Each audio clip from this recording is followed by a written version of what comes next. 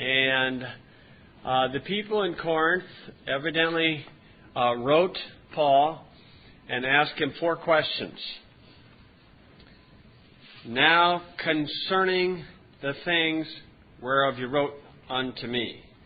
Okay, so there's that one. Chapter 8 begins with now. Chapter 12, now. And chapter 16, now. So it appears those are the 4 questions. Chapter 10, I think, has moreover, which kind of adds to 8, and then I think 15 is moreover. Okay, now here he, in essence, balled them out for 6 chapters before he even started answering the questions. Okay, the first 3 chapters about formal education or against formal education. Chapter 6 is about, or 5 is about fornication in the church. 6 is about church-like courts or whatnot. Okay, 7. Now concerning the things whereof you wrote unto me, it is good for men not to touch a woman. Okay, so as you read down, this is 40 verses in this chapter. This will be about marriage, divorce, remarriage, or marriage desertion in this case, and remarriage. And you probably will find in churches where they see a lot of adults get saved, this will be an issue in a church. Okay, because when you have adults getting saved, probably both lost.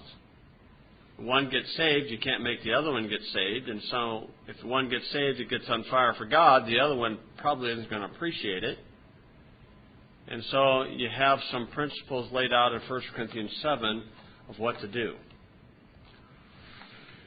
Okay, and so the background of this, the Lord talked about divorce and remarriage in Matthew 19. And Paul talked about it here. So these are the 2 major places in the Bible it's mentioned. Matthew 19, he was dealing with Pharisees. And 1 Corinthians 7, he was dealing with carnal believers or baby Christians. Now this is a thing that you want to hopefully have an attitude when you have something like this. You want to have an attitude if you're involved. If you're directly involved, have an attitude like Joseph and Mary. Can you imagine the shock that Joseph had when he discovered his wife was with child? Under the Old Testament covenant, he was obligated to make a public example out of her. But he didn't want to do that because he loved her. And so he was churning through his mind, what should I do? Should I make a public example out of her, as the Bible says? That's what would please my God. But I don't really want to do that because I love Mary, and so I don't want to do that. Now, how could I do this? And he said, well, maybe I can put her away, but I can do it privately. And so his attitude is one of trying to figure out the Lord's will, what he should do. And then in the night when the Lord gave him the answer. Okay, now if you're appraised of somebody going through these troubles, I would hope and pray that you would try to help them the best you can. Instead of sticking your nose in the air and just tell them how wicked they all are. Some people think that in a divorce it takes 2 wrong parties, but I would dare say in many cases that would be true, but not in all cases. Yes?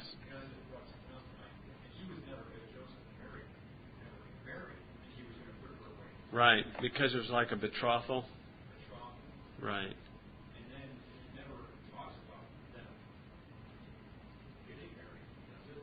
Never saying where that they did get married? She became his wife.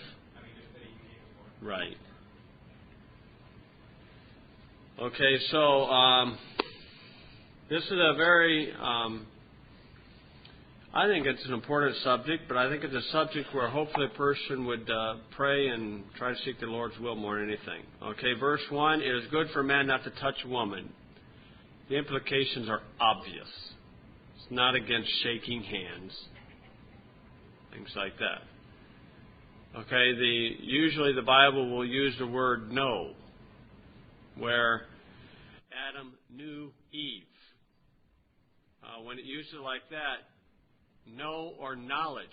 Knowledge is an interesting word. Look in 1828. Knowledge, just the word knowledge. You run about the 7th or 8th definition of knowledge, and it refers to the marriage relationship. Knowledge. In the know. You ever hear that one? He's in the know. When somebody's in the know, it's most of the time it's a perverted situation. Because that's what the Sodomites said. They wanted to know those guys. In the know. So it's good for man not to touch woman. Okay, and the standard application of that, or the wise application, is to abstain from all appearance of evil, and anywhere between the opposite sex, that's a noun, not a verb. A person should always be very discreet and businesslike. Should always be very above board, abstain from all appearance of evil. And usually if you see a touchy preacher, he's going to get himself in trouble. I personally would rather go to the extreme, and I would rather have the women think I'm a snob. You know, I'd rather go to extreme of anything because I am prejudiced because I have one wife. Okay, and that's the way I believe it should be. I like a church where the men mainly hang around the men and the women hang around the women. Okay, so it's good for man not to touch a woman. Nevertheless, to avoid fornication, let every man have his own wife, and let every woman have her own husband. Fornication is defined in Leviticus 18. Okay, then it says, let the husband render unto the wife due benevolence, and likewise also the wife unto the husband. The wife hath not power of her own body, but the husband. And likewise also the husband hath not power of his own body, but the wife. The implications are obvious. Defraud you not one the other, except it be for a consent, with consent for a time. So there's a separation. The Bible allows for separation. That you may give yourselves into fasting and prayer, and come together again, that Satan tempt you not for your incontinency. For I speak this by permission and not by commandment. Okay, the Bible never commands celibacy. It's never commanded. A doctrine of devils commands celibacy, 1 Timothy 4, and that would be obviously the Catholic Church. Okay, so verse 7. For I would that all men were even as I myself. Paul was a single man. There's no record of his marriage. So he's saying it ideal. Now what you're going to see in Matthew 19 and 1 Corinthians 7, the Lord will give what they consider an ideal situation. And then it goes plan A, plan B, and C, and down the line. So Paul is saying this, verse 6, not by commandment. This is not a commandment. He's just saying this is what I like. And he says, I would that all men were even as I myself. A single man, go anywhere, anytime, any place he wants. Okay, but every man hath his proper gift of God. Now that will be cross-referenced to Matthew 19, verse 11 and 12. But every man hath his proper gift of God, and over there it's talking about eunuchs. Eunuchs of men, eunuchs of self-control, eunuchs of nature. Okay, it says, one after this manner, another after that. I say therefore to the unmarried and widows, it is good for them if they abide even as I. Stay single. But if you cannot contain, let them marry, for it is better to marry than to burn. Now, verse 9 would be a very clear definition of what marriage is all about. Marriage is not per se the ceremony. Marriage is the wedding night. See that? Verse 9, but if you cannot contain, let a man marry, for it is better to marry than to burn. Burn, we say, in heat. That's where that phrase comes from. Now, the only reason I'm going through this is because that's where we're at, and I don't like talking about this stuff, to be honest with you. But it's in the Scriptures. Okay, so it's better to marry than to burn. Burn what? In lust. And as things are in America, where things are so perverted, it gets worse and worse all the time. Okay, then 10. And unto the married I command, yet not I, but the Lord, let not the wife depart from her husband. But if she depart, let her remain unmarried, or be reconciled to her husband, and let not the husband put away his wife. Okay, now, obviously, in the way with the marriage license, you have a different take on this thing. And there's very, very few churches you can preach this on, because most people won't even know what I'm talking about. If you read the background of a marriage license, license means permission. The state gives you permission to do something that's lawful. Okay? A marriage license brings a man, a woman, and the state in a union. That's what a marriage license does. A man, a woman, and the state. So you have two's company, three's a crowd. Okay, that's what a marriage license does. Now, with a marriage license, then you got to follow these little regulations the state has. Check, for VD and check for this, and get health stuff and all that kind of jazz. And then if a person wants to divorce, they go to a lawyer and get divorced. But if you have something under a church structure, as they used to always do, marriage license did not come in play until the late 1800s, and that was mainly for the interracial marriages. That's what the purpose of it was originally. But if you have a marriage coverture, and that's a good word to look up in a blacks, a coverture under a church, when they have troubles, who do they have to go to try to fix their troubles? They go to the church. And what's the church going to advise? Work it out. Best they can, work it out. Or the church is going to get more involved, and they're going to find out who's wrong in the problem, and then issue an order as a church body. But of course, who does this anymore? I'm just telling you a little bit of the history of America's history back in those days. Back in the 1800s, if a couple was going to get married, they asked mom and dad, went to the preacher, and that was all they did. Had a nice ceremony. Now, in the Bible, as far as marriage, divorce, remarriage goes, I have 4 tapes on this where we go into detail on these things. Number 1, the Bible, not command. This is not a command in the Bible, but the number 1 thing in the Bible is remain single. Okay, number 2, if you're going to get married, marry someone of like faith that believes the same, everything like that.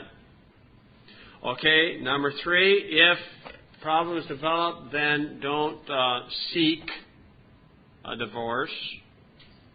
Number 4, but if it happens, okay, now stay unmarried. Number 5, well, if the Lord brings somebody in your life, okay, now get remarried if the divorce was scriptural. In the New Testament, in the Old Testament, Deuteronomy 24, the basis is that a man can divorce a woman for any cause.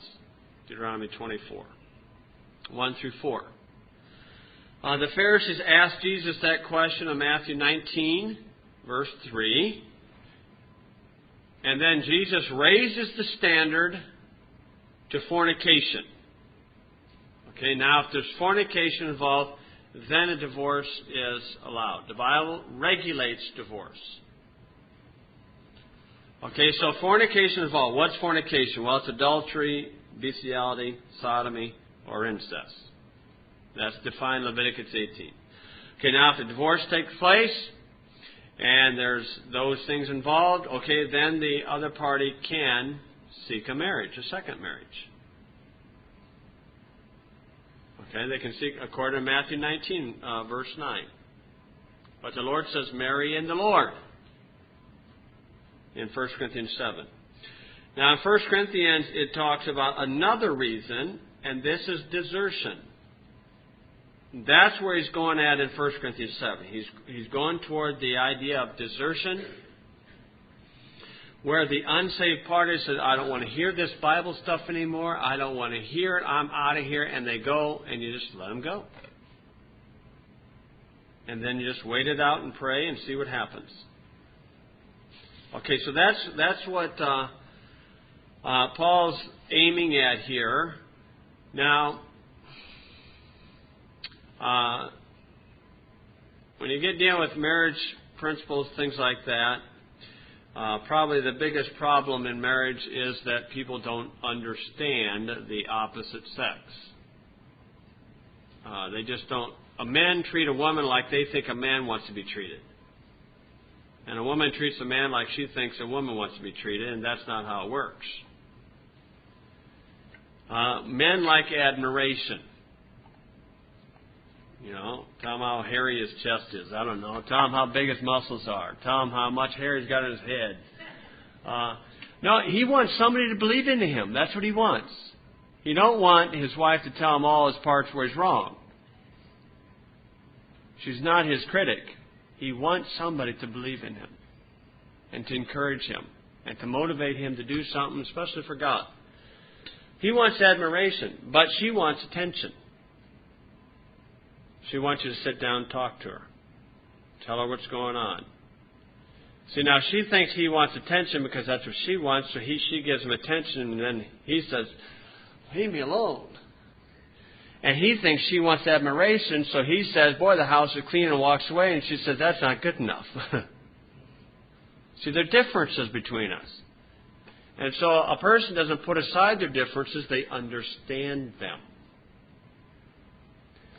Okay, a man generally is logical thinking.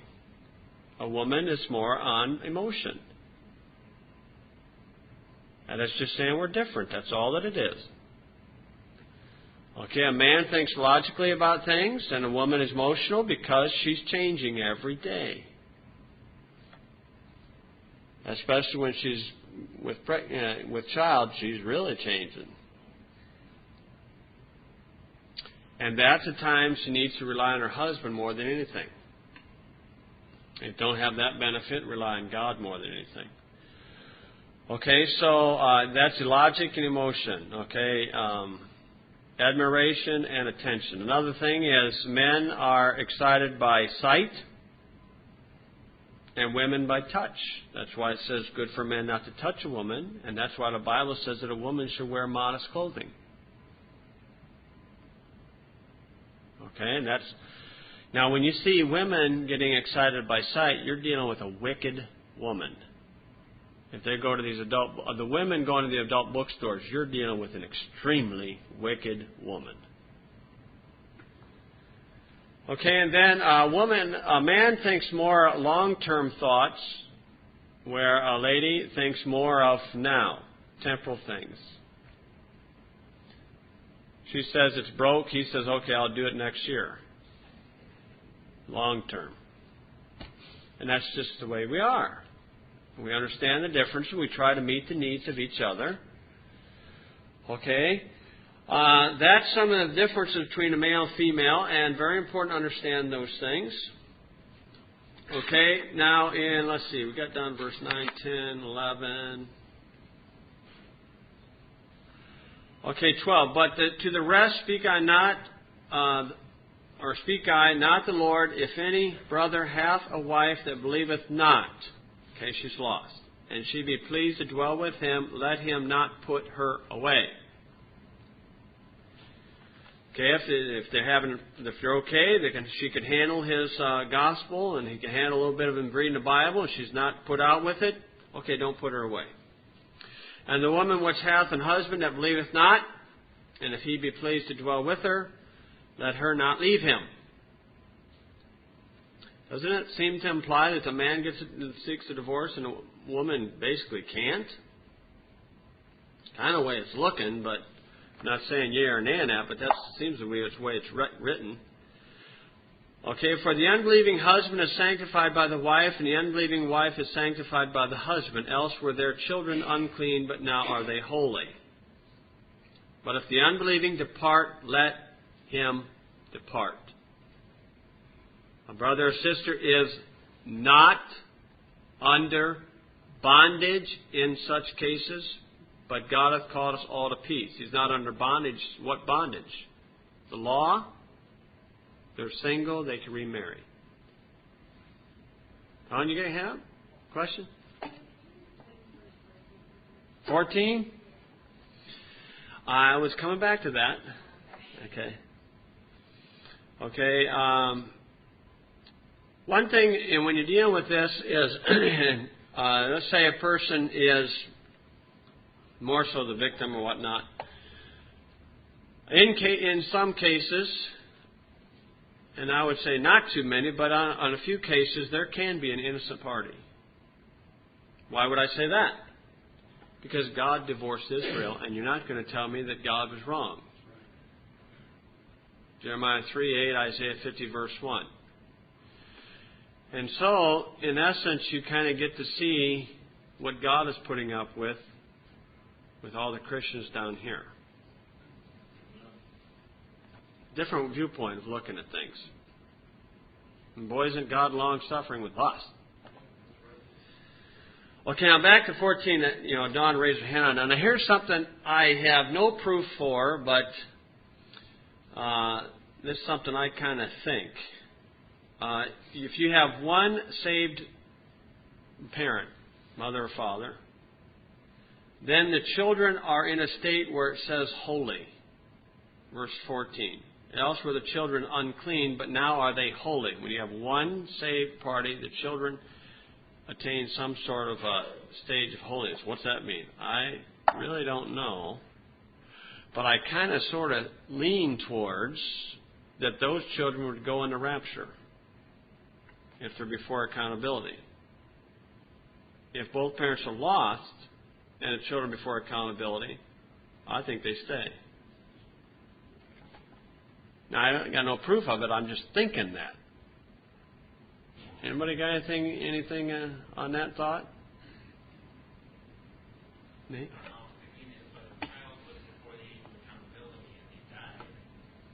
They would go to heaven. Okay, but right. Even if the parents were lost, they would go to heaven for the rapture. Yeah. Yeah, then that's what I'm thinking. There'd be no children around. I don't see that. I don't see that in the Scripture. So I don't know. One contradicts the other there. I know it. So that's why I say there's something. But at the rapture, like unsaved girls are pregnant, they're not going to lose a baby. The baby still wouldn't be there. The baby wouldn't be raptured if they were pregnant with a baby. Yeah, I would say you're right on that. Don? But I mean, it's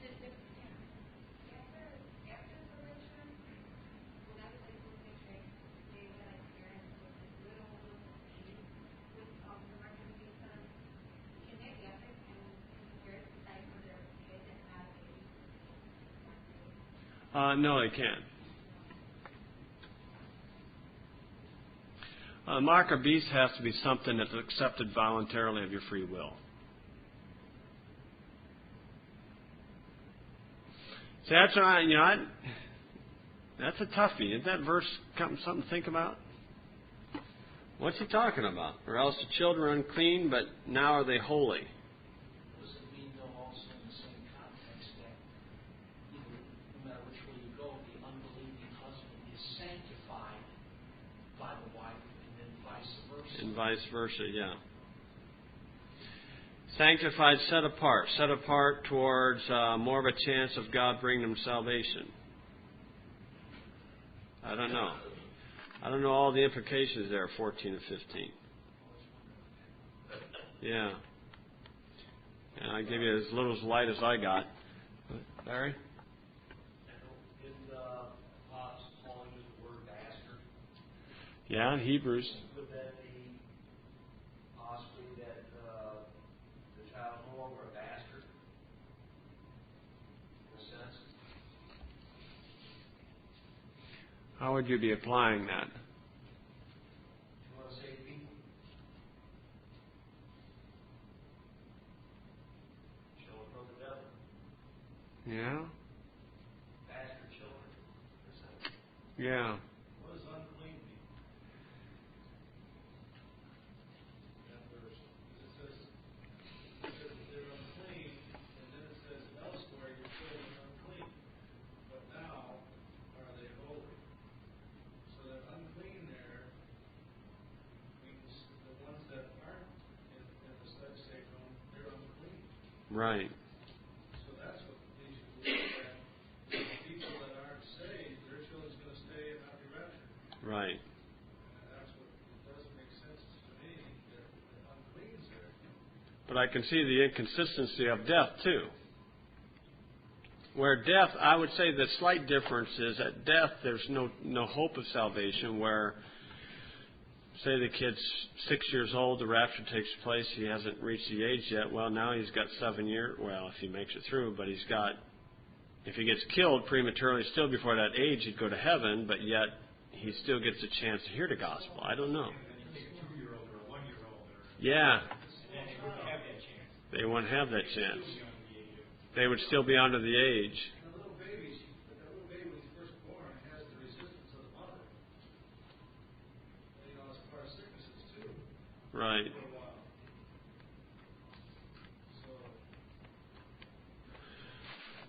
So. Something. Well, you see, I appreciate this, where we're not arguing about something. We're trying to brainstorm, figure this out, maybe get some light out of this.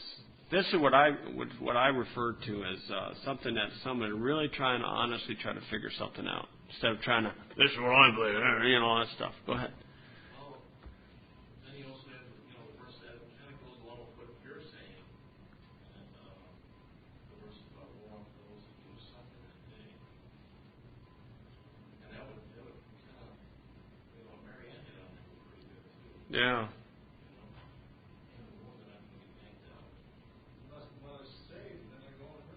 Well, then they're going together, but if it's an unsaved woman, yeah.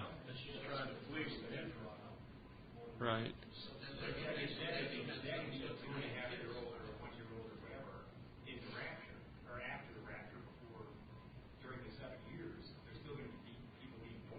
Right. Right. Yeah, there's still going to be birth. Well, there could be some that just, they could have a 2-month-old baby and there comes a rapture. Yeah. Mm-hmm.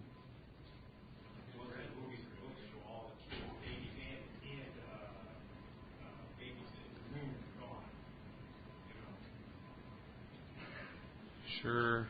Ruined the stock of the diaper companies.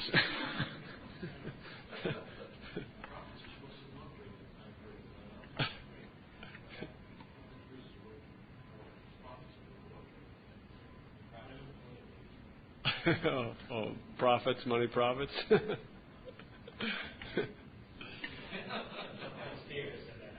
was me that said that. Okay, well, that was about 5-watt light bulb I had on that one. Okay, 15, 16. For what knowest thou, O wife, whether thou shalt save thy husband? Or how knowest thou, O man, whether thou shalt save thy wife? But as God hath distributed to every man, as the Lord hath called every man, so let him walk, and so ordain I in all churches. Is a man called being circumcised? Let him not become uncircumcised. Is any called in uncircumcision? Let him not be circumcised. Just giving illustrations of if you're married, stay married. If you're not, stay. Don't get married. Circumcision is nothing. Uncircumcision is nothing, but the keeping of the commandments of God. 20 down to 24 gets into slavery. The Bible doesn't abolish slavery. The Bible regulates it. Let every man abide in the same calling wherein he is called. Art thou being a servant? Art thou called being a servant? Care not for it. But if thou mayest be made free, use it rather. For he that is called in the Lord, being a servant, is the Lord's free man. Likewise, also he that is called, being free, as Christ's servant. Ye are bought with a price. Be not ye the servants of men. Brethren, let every man wherein he is called therein abide with God. So the idea, like Onesimus was a slave of Philemon, he gets saved, now they're both saved. Philemon isn't obligated to free him, and he doesn't have to go down and go to the NAACP meetings and try to get, his civil rights. No, he abides in his calling. Now, if he serves Onesimus or Philemon 7 years, then Philemon's obligated by the Bible to set him free. Actually, 6 years. The 7th year they go out free. Okay, so is it saying that the marriage relationship is like a slave relationship? I don't know, man.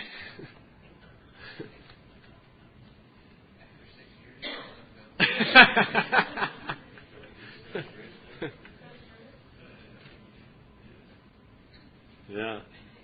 Went there a hillbilly song several years ago, 7 years with the wrong woman. That was what Jacob had, remember. Kind of came off of Jacob. Okay, 25. Now concerning virgins I have no commandment of the Lord, yet I give my judgment as one that hath obtained mercy of the Lord to be faithful. I suppose therefore that this is good for the present distress. I say, it is good for man so to be. Okay, here's real clear, 27, 28. Art thou bound unto a wife? Seek not to be loosed. Art thou loosed from a wife?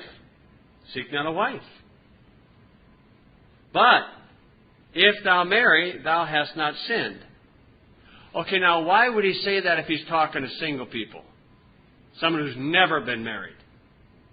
Obviously he's talking to somebody else here. Wouldn't it seem strange? You got, somebody 20 years old, never been married, somebody else 21, never been married, and then he says, we're going to get married. Oh, okay, it's not a sin for you to do that. Well, obviously. So there's a different implication here. He's dealing with somebody who was married prior to this. If thou marry, thou hast not sinned. And if a virgin marry, she hath not sinned. Now there's two different people there. The reason why I say this is the Pharisaical crowd will tell somebody that's gone through an unfortunate situation of divorce, and then they say, well, you have to be single the rest of your life. Now, Tony York experienced this. And a lot of us know Tony York, if you know his experience, his story. Tony's first wife left him. And we won't go into the details, but she left him. And eventually, a year or so later, he kept preaching, and he preaches for some guy down in Evansville, Indiana. And this was just this wasn't even a month after she left. And so he preached for the guy, and then he said something about Tony about his wife leaving him. Bad news travels fast. And he said, well, you're going to get remarried? First off, what a dumb question to say to a man 30 days after he's lost his wife. Like to wring the guy's neck. What kind of a Pharisee would throw a question out like that at somebody? Where's your mercy? He said, well, if you did, we wouldn't have you preach for us. I think I'd have walked out right on the spot. You have a happy marriage, it's by the grace of God. It's by the grace of God. So, Tony is remarried and he's still preaching. Just because his wife quit don't mean he should quit. I would, hope a person should have a little mercy for other folks. But the Pharisees, they do have a time with it. The Pharisees are almost to the point where if you have only one wedding ceremony, you could shack up all you want on the side. Just as long as you only have one wedding ceremony, you're still okay. And, of course, that's what a lot of Baptist preachers have done. And that's the hypocrisy of it. Okay, but if thou marry, thou hast not sinned, and if a virgin marry, she hath not sinned. Nevertheless, such shall have trouble in the flesh, but I spare you. Trouble in the flesh. Two people from two different families coming together, you're going to have trouble in the flesh. It's just common sense. Unless you... Ken Gilchrist said to Melissa before they married, he said, now I just want to let you know that when we do have a disagreement, how do you say that, Jan? He said, I want you to know that you'll figure out that it'll be solved when you know I'm right. I mean, he let her know before they got married. She married him. They got a bunch of kids.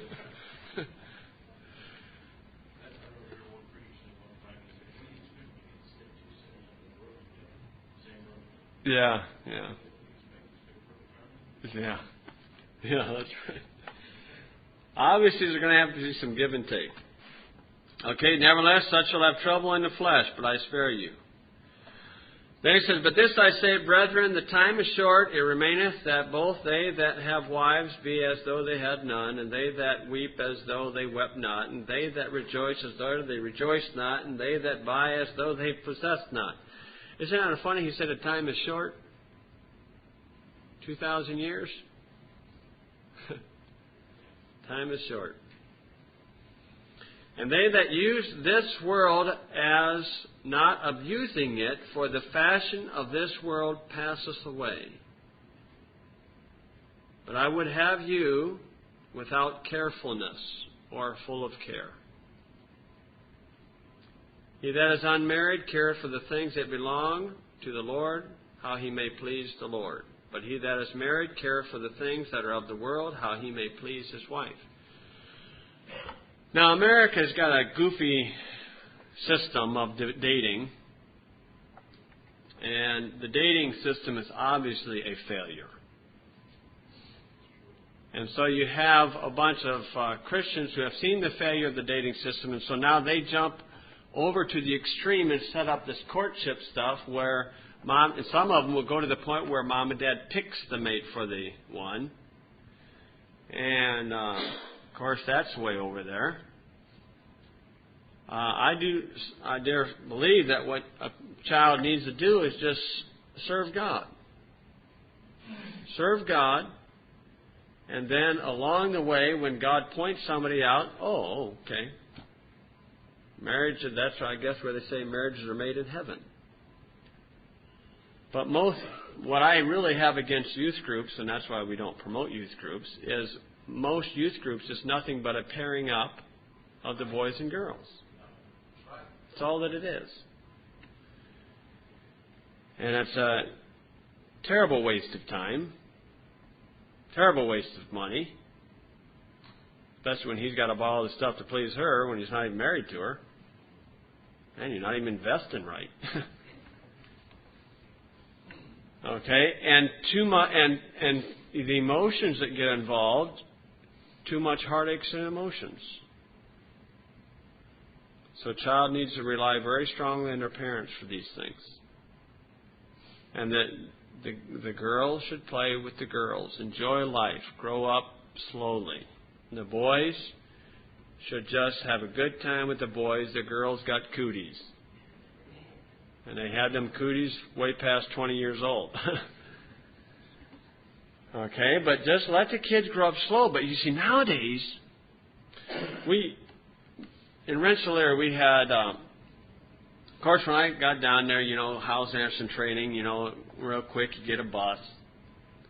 And you start bringing all the kids in. And I know God got us into the bus ministry. I know He did. And I know He got us out, too. But, after about maybe a year into it, about 2 years into it, we have a big day, and I have 180 people in church and about 150 are kids, and it wasn't real organized. And eventually the bus crowd starts dropping, and the drive-in crowd starts raising, and then the bus kids start getting more perverted. And what do you do when you got these kids who are perverted, and then you've got your kids, you're trying to shelter them from that stuff. And then you have 5- and 6-year-old kids talking intimate details of what goes on. And so we put a stop to that.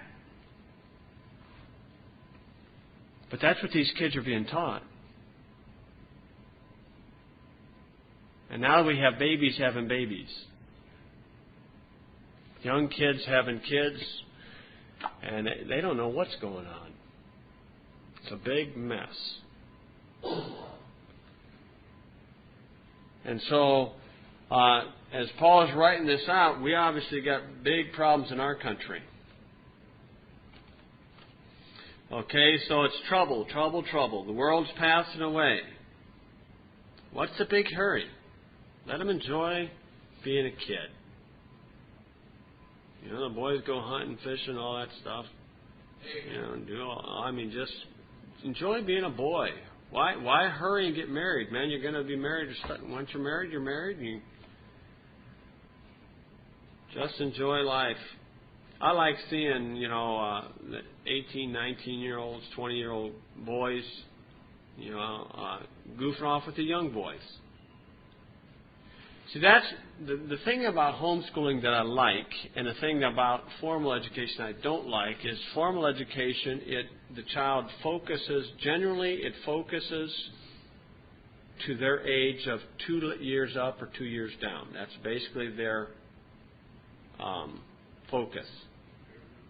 Peer group. Where when you had to run one-room schoolhouse, you had them all put in there. Where a homeschool, the kids got to deal with, depending on how many is in the family, anywhere from here all the way up to adults. So they're more well-rounded in social life with people. Where the kids with just their little group, the peer pressure becomes so powerful, they have a hard time standing against that. Jeremy? That was one of the things Stacey and I came here that we thought was just great, was that we had no idea how old some of the kids were that were playing. I mean, right. We were guessing them to be 8, 9 years younger than what they really were, which is something you don't see in mainstream churches. I mean, you would never have a teenage girl come up to you and ask you to take your baby Right. to the mainstream church. Right. That's the last thing they want to do. Right. You know what I mean? They don't want to mess their nails. Yeah, that's right. And that's true. Yeah.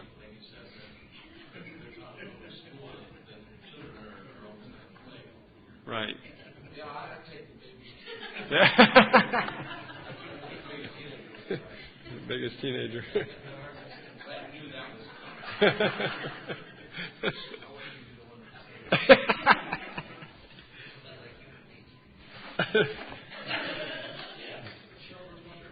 Yeah. Yeah, what mainstream church would have somebody sing a special with a gun on their side? But that special was a blessing. Yeah, it was. Yeah. Okay, let's see. Let's try to finish this chapter out. 33, but he that is married careth for the things that are of the world, how he may please his wife. Notice consideration is very important. Consideration. Now, I can remember growing up, and Dad would always tell me, take your shoes off, come in the house. Don't track in here. Why? Consideration for Mom. And we need to be considerate. If you're going to be late, and you have a set time where they usually expect to be home, give her a call. Let her know. If you don't have a set time, then forget it. Consideration. But one of the biggest things is being considerate of others, thinking of others. 34. There is a difference also between a wife and a virgin. The unmarried woman careth for the things of the Lord, that she may be holy, both in body and spirit. But she that is married careth for the things of the world, how she may please her husband. Okay, so she's considerate of him, he's considerate of her. An ideal marriage is when two want to glorify God, but yet they want to, in their process of glorifying God together, they try to help each other as they're working together glorify God. 35, it says, and of this I speak for your own profit, not that I may cast a snare upon you, but for that which is comely, and that ye may attend unto the Lord without distraction. But if any man think that he behaveth himself uncomely toward his virgin, if she pass the flower of her age, it's obvious. See how the Bible writes it? Writes it where it buzzes over the kids' heads. Keeps them pure. You'll cross-reference on that flower of the age is Leviticus 15 to get more intimate on that.